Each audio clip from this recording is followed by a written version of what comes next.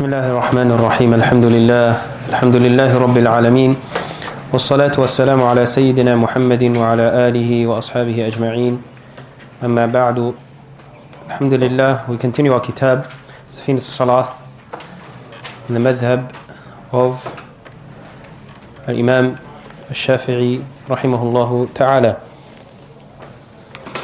Alhamdulillah, we finished the first section of the book, the first wajib of the book, which is اعتقاد معنى الشهادتين وتصميم قلبه عليه, to believe in the meaning of the two shahadas, to believe in the meaning of the two shahada and to hold your heart firm upon them.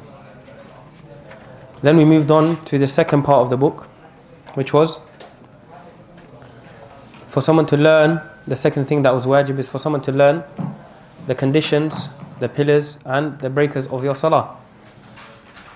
And we started with the 12 conditions. The first being طهارة الثوب والبدن والمكان من النجاسات.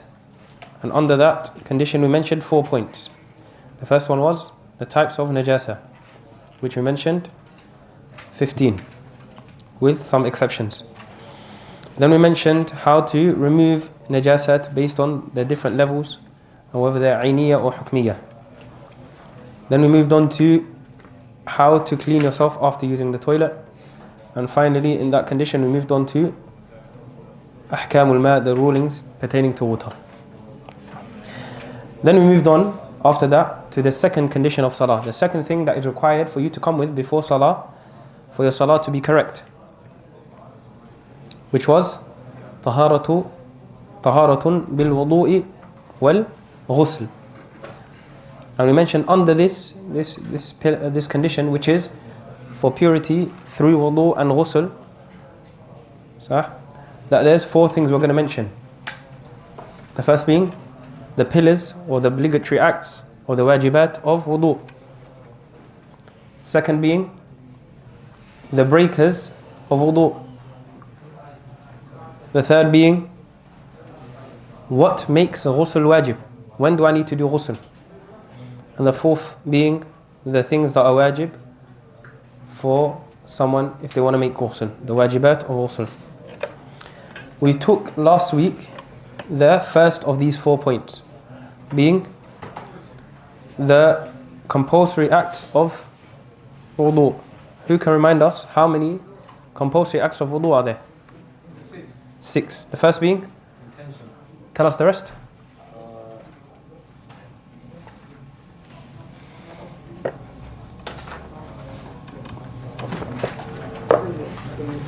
You make wudu all the time, sir. Think about what do you do when you're doing wudu. What's the first thing you start with? That is a pillar. You said Bismillah is a pillar? No? Did we say it's a pillar? Saying the Bismillah is a sunnah. So that means, what are the things that if I leave them out, the wudu is incorrect? I think you have to wash from the natural hairline to the chin. Exactly, washing from the natural hairline to the chin and from ear to ear. So washing your face, that's number 2. So a niyyah, the intention, and washing your face. Fingertips to the elbows, including the elbows. To do what though? To wash them. Wash them. To wash from the fingertips until the elbows, up until the elbows, including the elbows themselves and what's around it. That's number 3. Number 4? Before that? Is it wash? Is it wash or? Is it wipe? Okay, you can remind us the difference between a wash and a wipe. Right, you went here. Were you here last week? A wipe is just like wiping like this. You have a little bit of water in your hands. That's it. A wash is when you have like how do I say, it's when the water is like kind of dropping, it's flowing Good. the body part. So a wash being where you move the water onto the part of the body. You move the water onto the part of the body. But a wipe is with wet hands. So you make your hands wet and you wipe. So remember the last, second to last is after wiping the hair. To wash the toes all the way to the ankle on the foot, and you're allowed to go above the washing points of the face and hands to fulfill my goal. to wash from the tip of your toes to all the way to your ankle and everything in between. So to make sure that water reaches all of that. And we mentioned 2 extra points. The brother, he mentioned one of them, that it is for the face and the arms and the feet. To wash a small part above the border is wajib. Why? Because to make sure you fulfill the wajib, you have to wash a part above the elbows or a part beyond the border of the hairline or the chin or beyond your ankles. And to go even more above that is sunnah. Okay? And we mentioned the second point, that it is also wajib for the face and the arms and the feet, not the hair, that the water runs naturally upon the body part. So these are 2 extra points we mentioned when it comes to the obligations of wudu. Okay? So today we will go into what breaks your wudu, what is a reason for somebody to do ghusl, and what are the obligatory acts of ghusl. So the last 3 points under this condition we will try and cover today. So the Shaykh rahimahullah, he mentions ويبطله كل ما خرج من القبل والدبر عينا وريحا ولمسهما ببطون الراحة أو بطون الأصابع من نفسه أو غيره ولو ولده الصغير وتلاقي بشرتي ذكر وأنثى بلغ حد الشهوة ليس بينهما محرمية بنسب ورضاع أو مصاهرة بلا حائل وزوال العقل إلا من نام قاعدا ممكنا حلقة دبره وما حولها.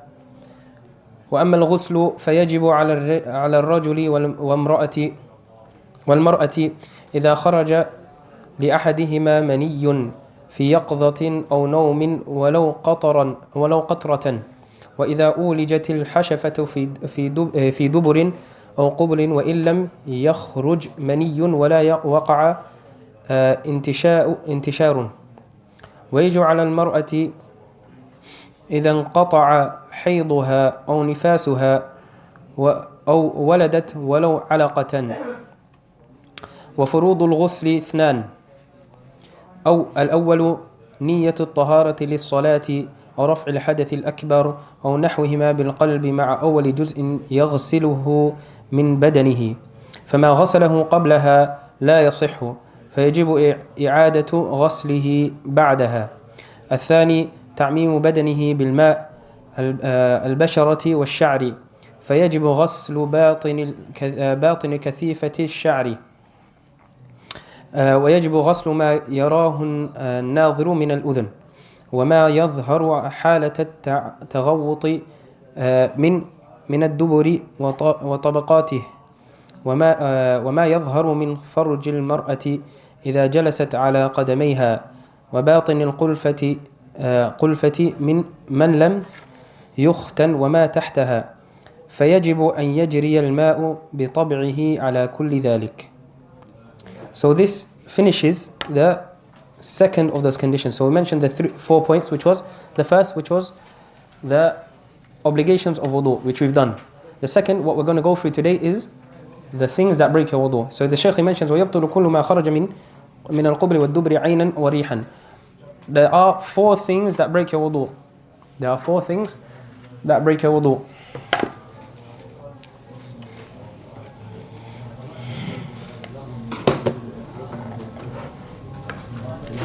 There are 4 things that break your wudu. The first, وَيَبْطُلُ كُلُّ مَا خَرَجَ, and it breaks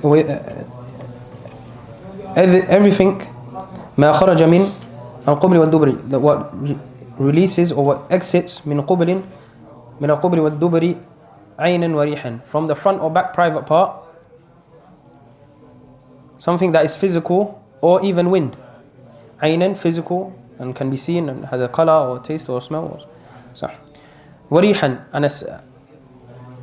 and wind.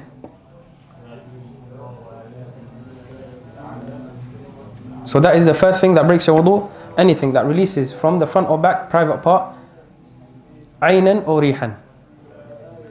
that is physical, or rihan, whether that is urine or stool or blood or animal if somebody is sick, صح? A bug, anything. صح?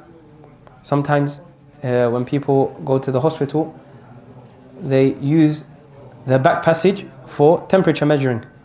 صح? The entering of the thermometer doesn't break the wudu, but what breaks the wudu is the removal of it. Why? Because it's something that has released from the back passage. So, something that has exited from the back passage. So anything that releases from the front or back. That's the first one. Number 2, وَلَمْسُهُمَا بِبُطُونِ الرَّاحَةِ أو بُطُونِ الْأَصَابِعِ من نفسه أو غيره ولو ولده الصغير. And touching them both, meaning touching the front or back private part. What is intended here by the front or back private part?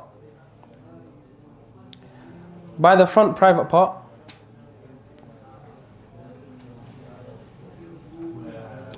it is for the man the main part of his front private part, not including his scrotum.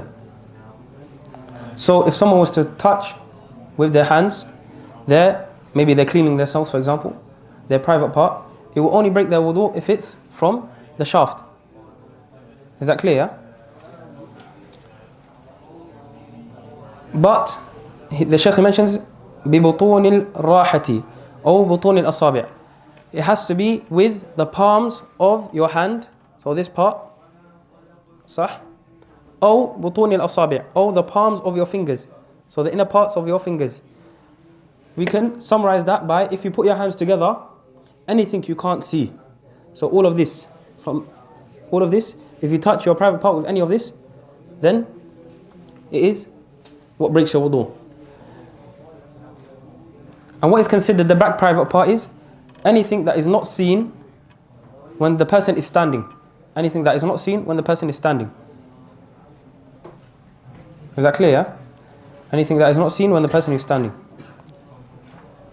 Then he said, مِن نَفْسِهِ أو غَيْرِهِ, from yourself or other than yourself. From the person themselves or other than themselves. Meaning, if, for example, they were to touch somebody else's private part, maybe they were washing somebody, صح? Whether this person that is a man or a woman, or alive or dead, is the same. صح?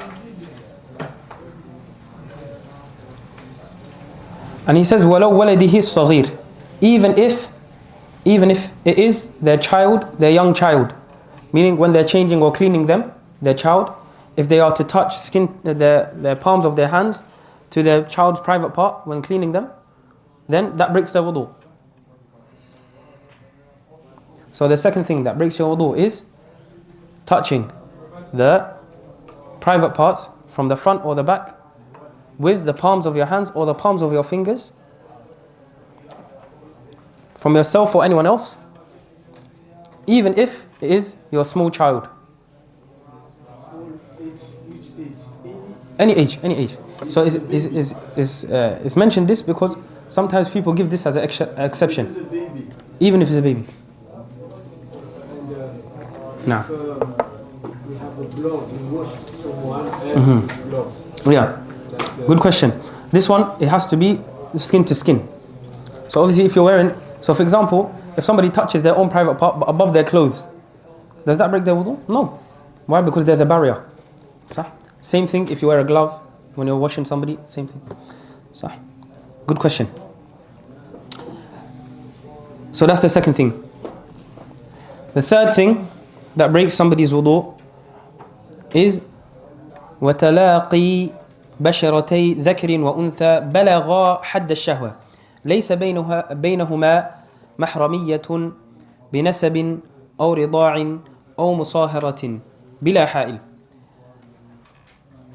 And the meeting, the skin to skin contact, التقاء بشرتي, the meeting of two skins, ذكر وأنثى, a man and a woman, so the skin of a man meeting with the skin of a woman, بلغا, that they've both reached حد الشهوة, which is the border of shahwa, they have desires, meaning they've reached the age where they find the opposite sex attractive.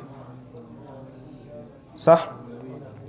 So if it's a child, but you've had skin to, maybe it's your little cousin that's maybe 3-4 years old, but it's skin to skin contact, sah?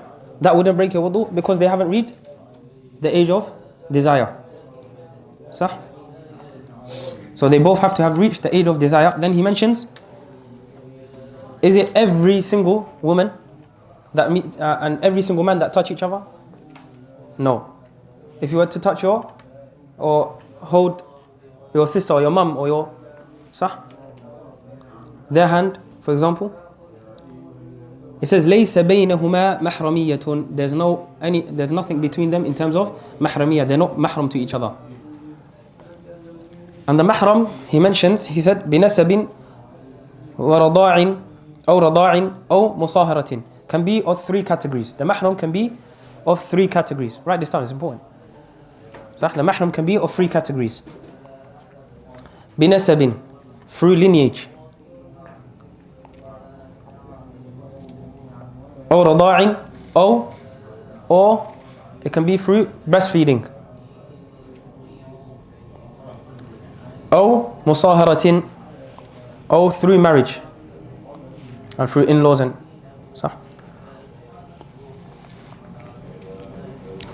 Now who are the maharim? Who are the people that are your mahram? That means if you touch this person, your wudu doesn't break. We'll use the example of a man, and the opposite will be true for a woman, obviously. So when we say your mahram is your sister, for a woman it would be her brother. When you say your mahram is your dad, for a woman it would be your mahram is your mum, for a woman it would be her dad. So the mahram are altogether 18. Altogether are 18. In the 3 categories we mentioned, through lineage there's 7, through breastfeeding there's 7, and through marriage there's 4. I'll repeat. We mentioned that the mahram can be of 3 categories.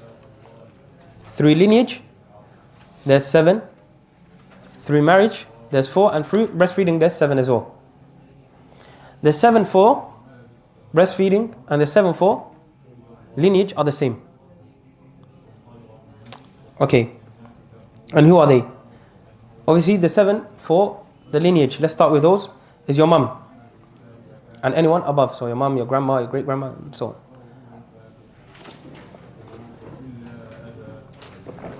on. The second, your daughter.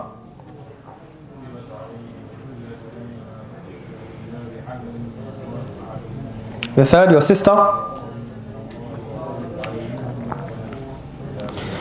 The fourth, your paternal auntie. So your dad's sister. Your auntie from your dad's side. Yes, for lineage.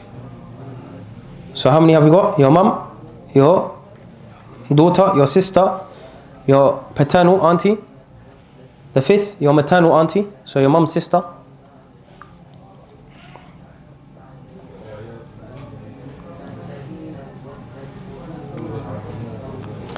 Your brother's daughter, so your niece. Your brother's daughter, your niece. So your niece from your brother. And also your sister's daughter, your niece from your sister. So that's 7. Right? So to go back, your mum, your sister, your daughter. Your auntie from your mum's side, your auntie from your dad's side, your niece from your brother, your niece from your sister. The 7. How does it work if someone is breastfed by another woman that's not their mum? It's as if they've been taken, they have their 7 from their own family, their mum that gave birth to them and so on. But it's as if they've been taken and also planted into the family of the breastfed, the woman that breastfed them when they were young. So what does that mean? That woman becomes like his mum. Her daughters become like his sister, and so on. So the same 7. So what's left? So now we've got 14. The 7 from the lineage, and the 7 from the breastfeeding, and then the 4 left from marriage. Now, the first one is your mother-in-law. So that is your wife's mum. It's for marriage. Yeah, for marriage. Now this is the fourth for marriage. Your wife's mum.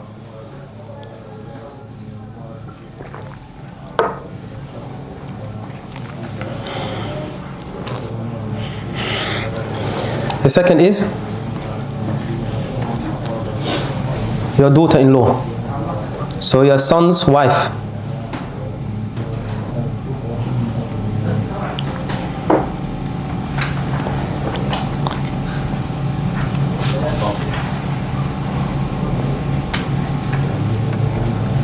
The third one is your stepmother, meaning your dad's wife. That is not your mom, obviously.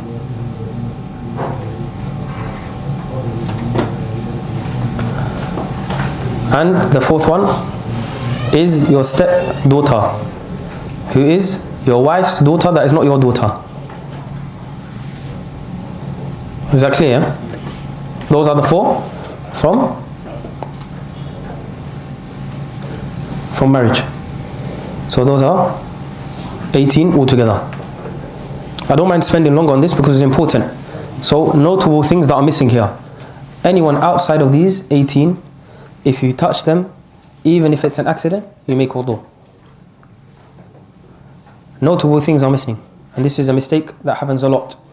It also means that these people you can't see, these are the only people you can see without hijab.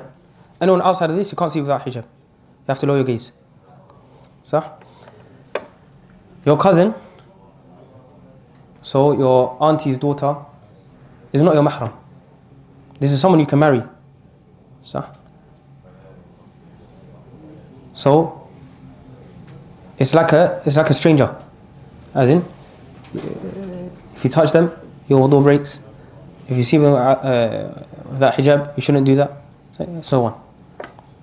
So the Shafi'i, they say, if you touch your wife, because we said out of the four from marriage, your wife's not involved, right? It's just your stepmom, your stepdaughter, your mother-in-law, and your daughter-in-law.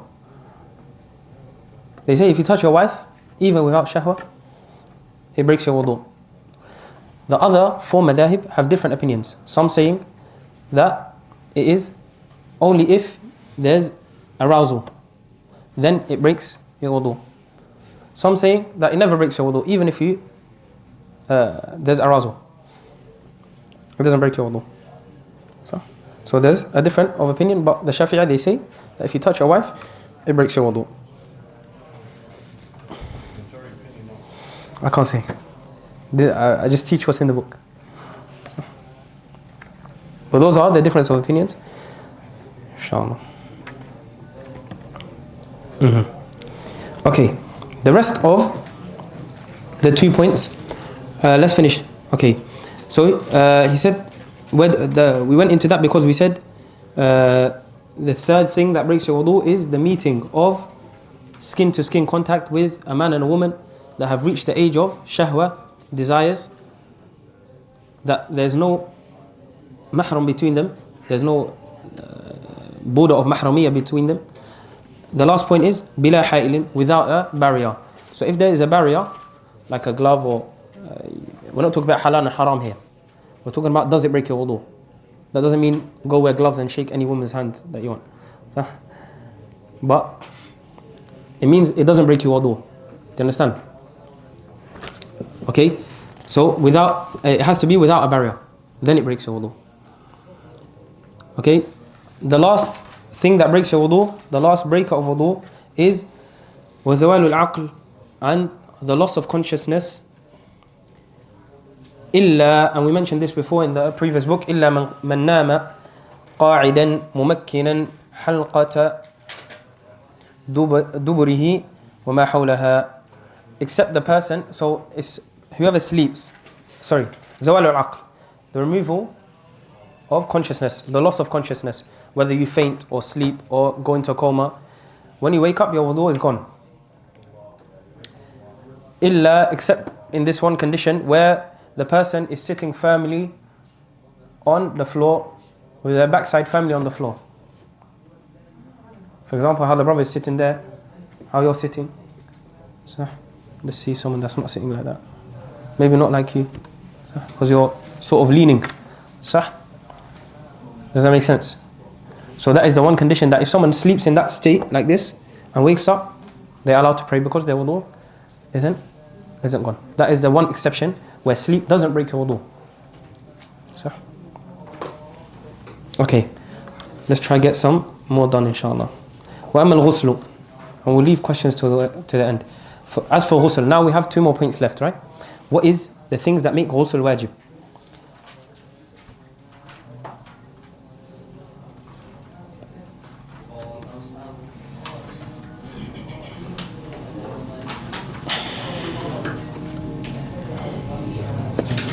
There's 5 things that make ghusl wajib. 5 things that make ghusl wajib. In the previous book we mentioned 6. The one that is missing is death, because it becomes wajib on somebody else to do it for you. The person that's dead can't do ghusl for themselves. So the 5 things, the first it says فَيَجِبُ وَأَمَّا الْغُسْلُ, as for ghusl, فَيَجِبُ عَلَى الرَّجُلِ, is wajib upon the man, وَالْمَرْأَةِ, and the woman, إِذَا خَرَجَ لِأَحَدِهِمَا مَنِيٌّ, if semen is released from either one of them, في يقظة, whilst they're awake, or nawmin, or sleeping, ولو قطرة, even if it's a small amount, even if it's a drop, even if it's a small amount of semen. That is the first thing that makes ghusl wajib, whether that's through a wet dream or intercourse or the likes. It makes ghusl wajib, that's first.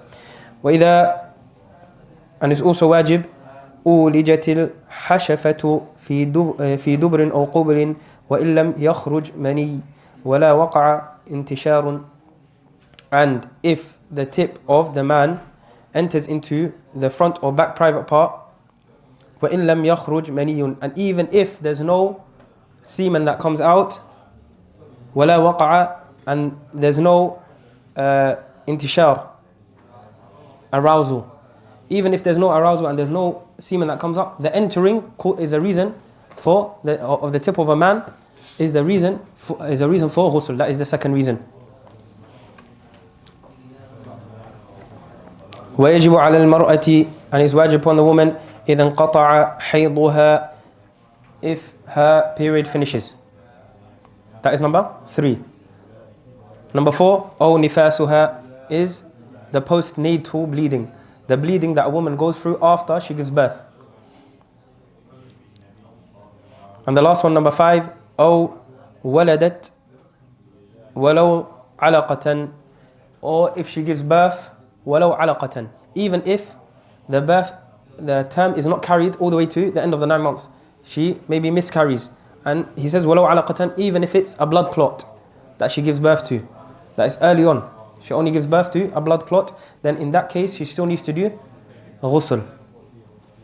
So those are the 5. To recap, ويجب now so it's wajib if there's any mani that comes out of the man or woman, if there's the man's tip enters the front or back private part, even if there's no arousal or no semen that comes out, if a woman finishes her period, if a woman finishes her postnatal bleeding, and if she gives birth itself, even if she doesn't bleed.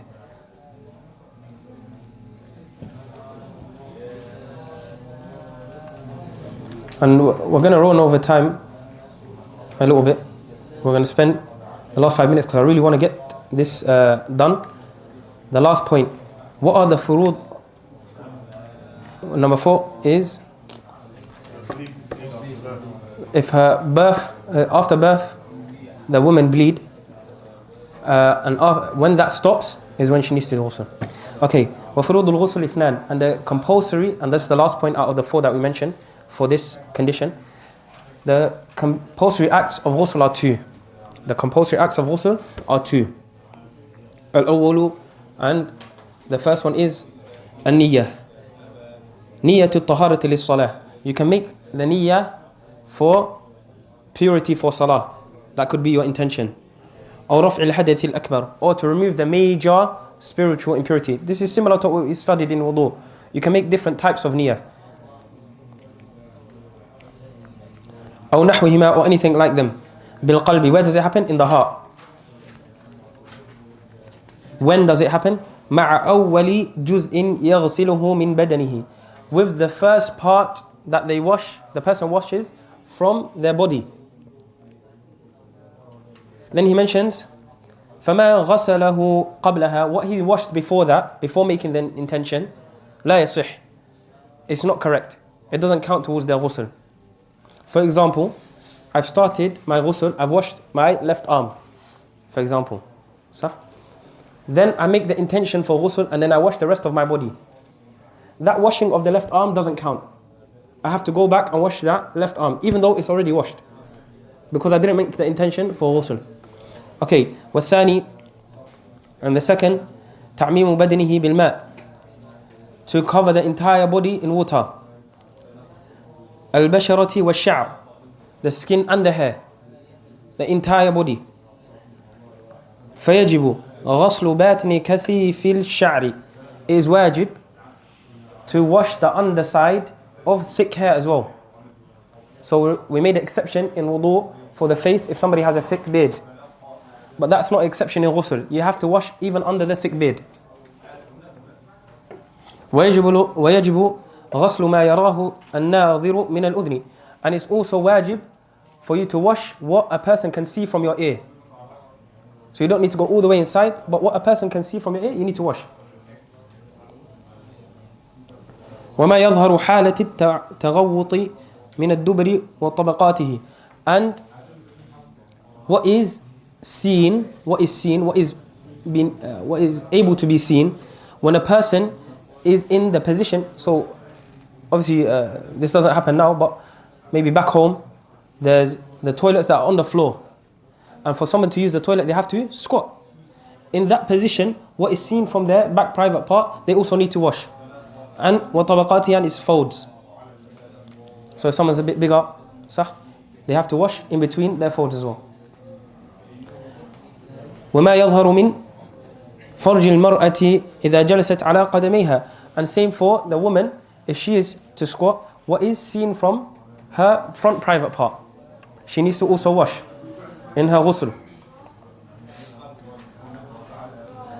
وباطن قلفة من قلفة من لم يختن وما تحتها, sorry. فيجب أن يجري okay. And it's also wajib to wash the underside of somebody's foreskin if they are uncircumcised. For example, a new Muslim that enters into Islam, they want to make ghusl, they also need to wash the underside of their foreskin, because if they haven't been circumcised yet. And just like in wudu, he says فيجب أن يجري الماء بطبعه على كل ذلك. And it's wajib for the water to run in its natural state, to flow in its natural state in all of the things that we've mentioned, from washing the whole entire body, the hair, the skin, and all the specifics that we mentioned. I know we've done a lot today and we went over time, so forgive me, but it's important that you go over this lesson again. We went through a lot, go back over it. You know, all the little points that we mentioned, that we just mentioned quickly, you might not have time to have taken it down. Please go over it. The videos are online, as you know. And that is the benefit of doing this online. And I know there's many questions, but we've already run over time. Inshallah, write your questions down and we'll take them next week, inshallah. Barakallahu feekum. Assalamu alaikum wa rahmatullahi wa barakatuh.